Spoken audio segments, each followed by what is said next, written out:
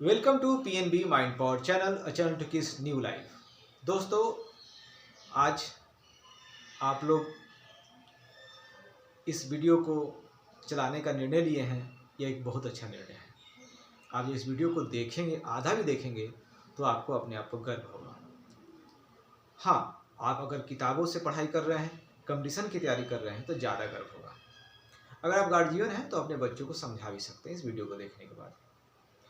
ऐसा है कि हमारे कुछ छात्र हैं जिन्होंने डिमांड किया था कि सर, परीक्षा से संबंधित जो आपने तैयारी की अपने जीवन में, उसमें कुछ ऐसी चूक हुई होंगी, ऐसी गलतियां हुई होंगी, उससे संबंधित कुछ आप हमें कहानियां बताइए ताकि हमें प्रेरणा मिले और सफलता नज़दीक आ जाए।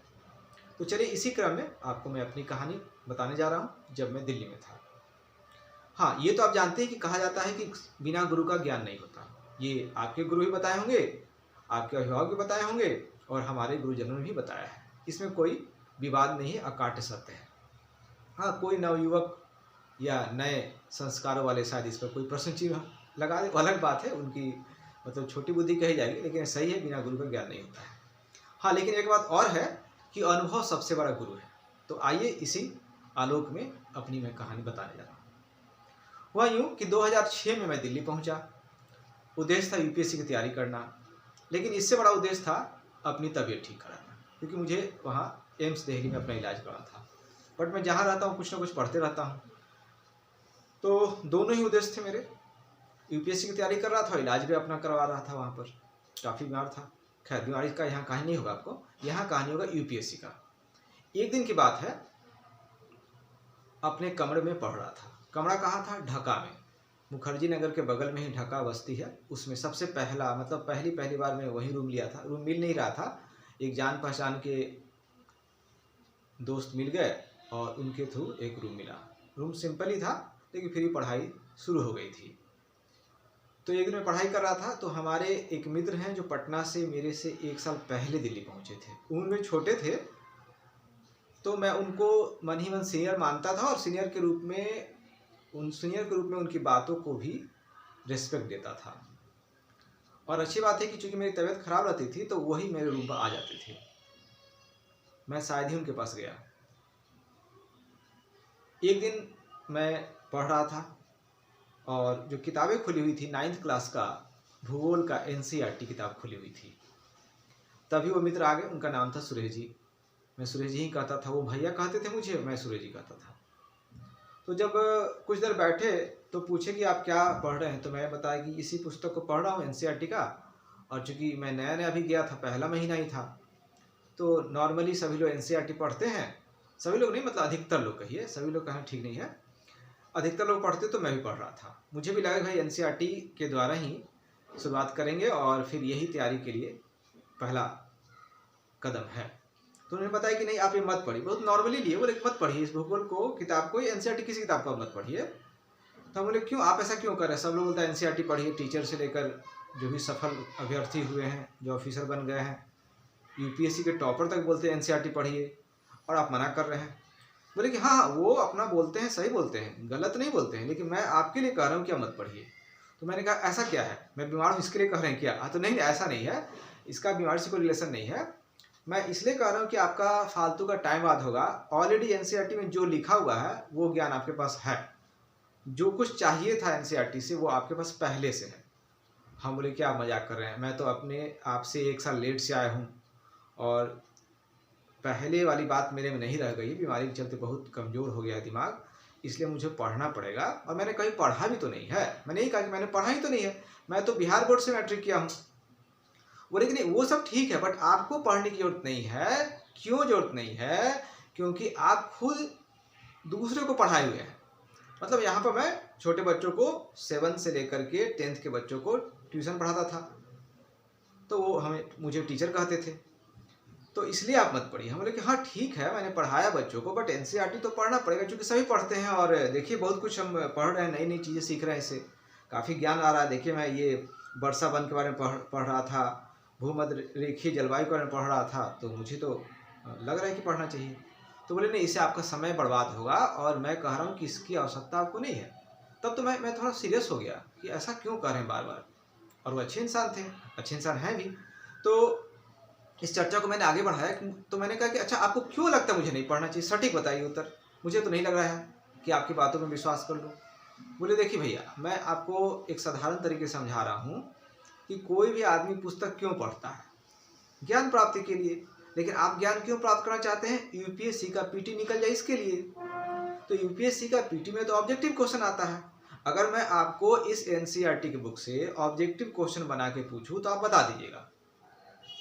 हम देखिए ये बात तो सही है कि पीटी में एमसीक्यू क्वेश्चन पूछता और पीटी के लिए ही पढ़ रहा हूँ, लेकिन मैं बता दूंगा ये कैसे हम मान लूँ।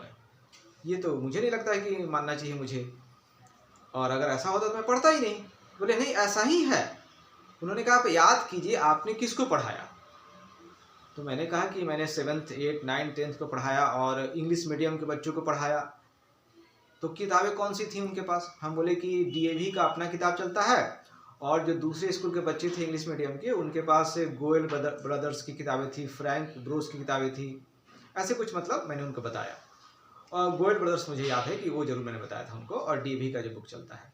ठीक है, किसी किसी स्टूडेंट्स के पास एनसीईआरटी भी थे, वो लोग जो है जो 9th वाले स्टूडेंट से 10th वाले स्टूडेंट, बट 9th 10th के स्टूडेंट्स बाद के दिनों में ही आए थे जब मैं दिल्ली आने वाला था। शुरू में मेरे पास 5 6 7 8 तक ही स्टूडेंट थे, ज़्यादातर छोटे वाले बच्चे नहीं थे। मैं झूठ का बड़ाई मैंने नहीं करूँगा आपको, बस इसलिए मैं 9th 10th के बच्चे मुझे उस समय नहीं मिले थे। लेकिन जो आए थे एक दो बच्चे आए थे उनके पास एनसीईआरटी था, पर ज़्यादा मैंने उनको नहीं पढ़ाया। ज़्यादा तो एकदम से प्राइवेट पब्लिकेशन की बुक को ही पढ़ाया।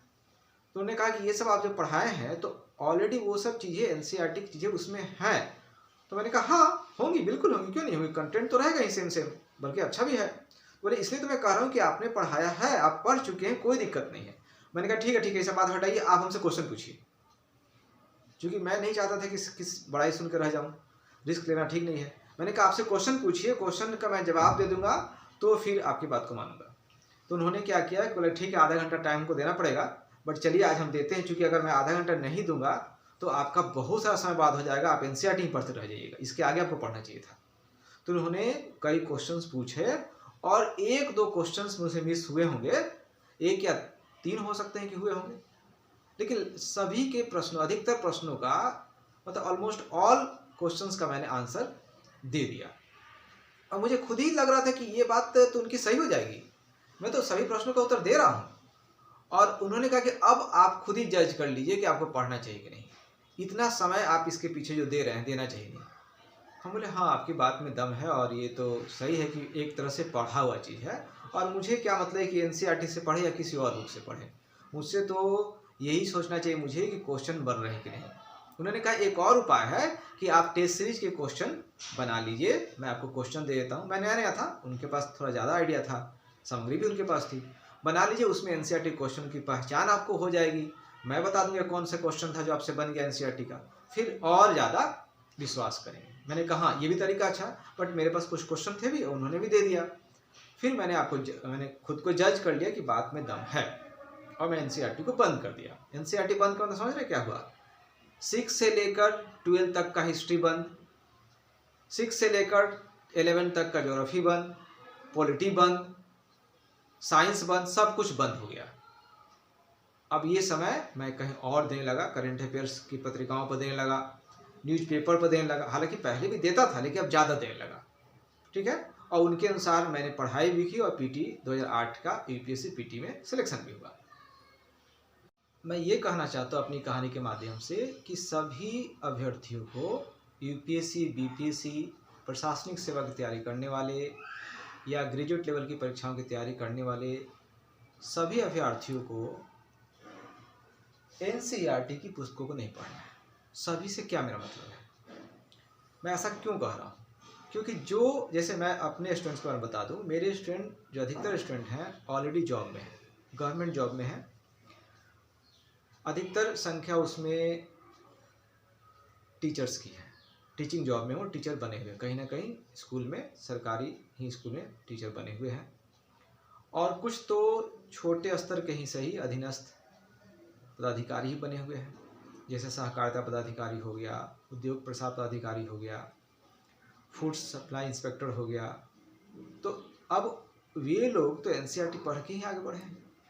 अगर आप भी मेरी तरह टीचर थे या आप भी जॉब में हैं और एनसीईआरटी ना सही कुछ और आपने पढ़ा और एक लेवल प्राप्त कर लिया, तो ऐसे में अगर आप यूपीएससी का सोचने लगे हैं, मतलब आप क्लर्क बन गए थे, टीचर बन गए थे और अब यूपीएससी की तैयारी के लिए सोचने लगे हैं अथवा बीपीएससी का, तो एनसीईआरटी को पढ़ना कोई ज़रूर नहीं है। जैसे मेरे वाले उदाहरण में आप समझिएगा, जो मेरे कहानी को ठीक से नहीं समझेंगे फिर से चला कर देख लीजिएगा, फिर से आप प्ले कीजिएगा बैक जाकर, तो आपको समझ में आएगा। जो हल्के मिलेंगे उनको नहीं समझ में आएगा, ठीक है।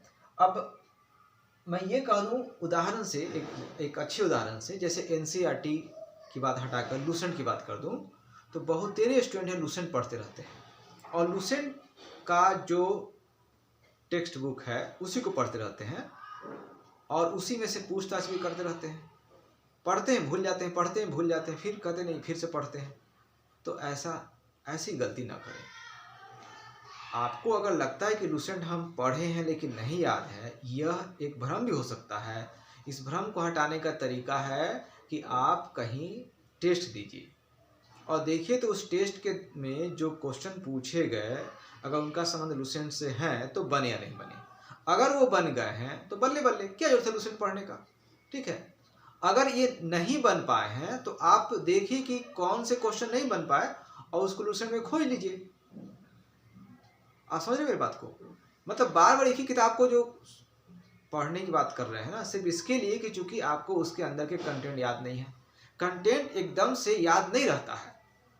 ये बिगनर्स को मेरी बात अच्छी लगेगी, जो लोग ज़्यादा मेच्योर्ड हो गए हैं कई बार एग्जाम देकर उनको अच्छी नहीं लगेगी, क्योंकि वो लोग तो मेच्योर्ड हो चुके हैं ना।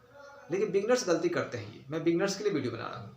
ये गलती करते हैं कि बार बार, बिगनर्स का मतलब जो तैयारी शुरू की अभी बार बार उसी किताब को पढ़ेंगे और क्वेश्चन पूछेंगे। कोई दोस्त क्वेश्चन पूछ दिया, काफ़ी रेयर फैक्ट भी है लूसेंट में, रेयर फैक्ट जो साधारणतः ध्यान नहीं रहता, लोग बोलते हैं कि लूसेंट पर कमांड है। अब उससे कोई पूछ दिया और आपको नहीं आया, भाई विकल्प तो नहीं है ना, और विकल्प भी अच्छा थोड़ी बना पाता है, कोई जल्दबाजी में नहीं बना पाता है। तो ऐसे में आपको लगेगा नहीं लूसेंट का कमांड ही नहीं, फिर से लूसेंट पढ़ रहे हैं जी नहीं। ये जज करने का तरीका सही नहीं है। लूसेंट का उदाहरण लूँ या क्राउन का उदाहरण लूँ या फिर महेश बर्णवाल का उदाहरण लूँ, किसी भी पुस्तक का उदाहरण लूँ, तो बार बार नहीं पढ़िए, आप बार बार क्वेश्चंस को बनाइए और जब नहीं बने तो उस क्वेश्चंस को देखिए कि क्यों नहीं बना, कहाँ से पढ़ा था, उस स्रोत को फिर से खोलिए, कहाँ से पढ़ा, कैसे पढ़ा कि नहीं बना जी, यहाँ ध्यान दीजिए। और आपको लग रहा है कि लूसेंट में था और नहीं बना, तो हो सकता है इसलिए नहीं बना क्योंकि लूसेंट में पिक्चर्स नहीं है, हो सकता है इसलिए नहीं बना क्योंकि लूसेंट ने उस खास तथ्य को इलेबोरेट नहीं किया है। जैसे अक्षांश देशांतर की बात करें, विषुवतीय वन की बात करें, शीतोष्ण कटिबंध की बात करें, अगर ठीक से उसने फोटो के साथ एक्सप्लेन नहीं किया है तो आपको समझ में आएगा कि प्रॉब्लम स्रोत में ही है। तो आप अच्छे स्रोत को पकड़िए, अच्छे स्रोत की तलाश कीजिए। अब आप में से कई लोग सोच रहे होंगे तो ठीक है सर आप ही बता दीजिए। जी नहीं, मैं आपको जब जानूंगा तभी बताऊंगा। अगर कोई ट्यूटर है इंग्लिश मीडियम बच्चों को पढ़ा रहा है, उसको मैं कहूँगा कि एनसीईआरटी नहीं न पढ़ के डीएवी जो प्राइवेट स्कूल है उसकी पुस्तकों को पढ़ें, एनसीईआरटी से भी अच्छा है। लेकिन कोई हिंदी मीडियम का स्टूडेंट है बिहार बोर्ड का, उसको मैं नहीं सजेस्ट करूँगा। तो आपको पता हो कि पीएनबी माइंड पावर सिस्टम है कि पार्टिकुलर केयर किया जाता है कि आप किस स्थिति में हैं। आप आएंगे गांव से, आपने बीए गांव से किया है और मैं कह दूंगा कि आप डीएवी का किताब पढ़ो या फिर कह दूंगा कि एनसीईआरटी पढ़ो, तो भैया नहीं कामयाब होगा ये। वो आप या जिनको आप शिक्षक मानते हैं उनके सानिध्य में जब जाएंगे वो आपको समझेंगे कि आप किस लेवल के हैं, उसके अनुसार पुस्तकें बताई जाएंगी। सभी दवाइयाँ सब पर कामयाब नहीं होती है, यही इस वीडियो का मकसद है, ठीक है। चलिए थोड़ी और बात बता दूं। अगर आप में से किसी को ये लगता है कि पीएन भारती सर से बात करेंगे तो मुझे दिशा निर्देश मिलेगा, तो आप व्हाट्सएप पर बात कर सकते हैं, डिस्क्रिप्शन बॉक्स में उसके नंबर दिए रहते हैं। अगर आपके मन में कोई भी ऐसा प्रश्न है, आप महसूस करते हैं कि उस प्रश्न का अगर जवाब नहीं मिला तो सफलता आपसे दूर ही रहेगी, तो जरूर पूछ लीजिए। क्योंकि सफलता में देर करने से असफलता के चांसेस बढ़ जाते हैं। उदाहरण देखिए, बहुत अच्छा उदाहरण मैं दे रहा हूँ। कई लोग ये सोचते होंगे ना बीपीएससी की तैयारी करते समय कि चलो इस बार नहीं उस बार दे देंगे, लेकिन इस बार से उस बार देते समय सरकारें बदल जाती हैं या फिर कोई सरकार महिलाओं के लिए 35% आरक्षण लगा देती है, तो फिर तो पुरुषों की सीट कम हो जाते हैं ना। मैं महिलाओं के विरोध में नहीं बोल रहा हूँ, लेकिन 100 सीट है, उसी सीट में से 35% रिजर्व कर देंगे तब तो 65 ही बचेगा ना। ऐसा तो रहता है 100 था और प्लस 35 किया गया, ऐसा तो होता नहीं है। इसी प्रकार से कुछ दूसरे प्रावधान आ जाएंगे तो परीक्षाएं तो दिनों दिन हार्ड होते जा रही हैं। इसलिए सरकारें आती और जाती रहती हैं और नियम कानून भी बनते रहता है। इसलिए अच्छा है कि आप पहले और दूसरे प्रयास में ही इस मामले को खत्म करें, सफल हो जाए। जीवन में और भी काम है। देर क्यों हो रही है? इसके लिए नहीं कि गरीब हैं, इसके लिए देर हो रही है क्योंकि आपने अभी तक सही मार्गदर्शक प्राप्त नहीं किया है। धन्यवाद दोस्तों, सब्सक्राइब कीजिए और थोड़ा अपने साथियों को सही सूचना देने के लिए पीएनबी माइंड पावर के लिए उन्हें